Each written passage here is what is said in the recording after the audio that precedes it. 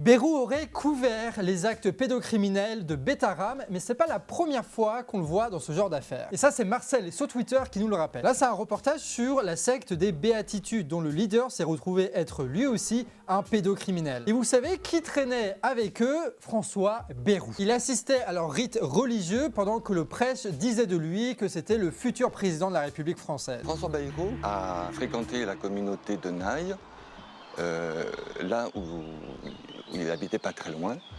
En l'occurrence, il venait à la messe le dimanche avec sa femme. Gérard Croissant le mettait au pinacle en disant qu'il était pratiquement certain qu'il serait élu en tant que président de la République et que ça pourrait changer la face de la France. François Bayrou utilisera la même excuse qu'avec Betaram. Selon lui, il était au courant de rien. En fait, Bayrou utilisait les communautés religieuses de son coin comme appui politique. Et en échange du soutien des religieux, Bayrou leur offrait la protection. Et c'est ce qui s'est passé à Betaram, un établissement religieux et un lieu de rencontre des nobles et des bourges du coin qui soutenaient Bayrou. Bref, Bayrou aurait laissé faire les pires des crimes pour des raisons politicardes. Et ça de la part d'un gars, on le rappelle, qui a passé sa carrière entière à parler de moralisation de la vie publique, alors qu'il utilisait les pires méthodes pour accéder à l'influence et au pouvoir. Bref, le mot d'ordre plus que jamais, c'est Bayrou démission. Et toi, t'étais au courant de cette autre affaire Bayrou? Dis-nous ça en commentaire.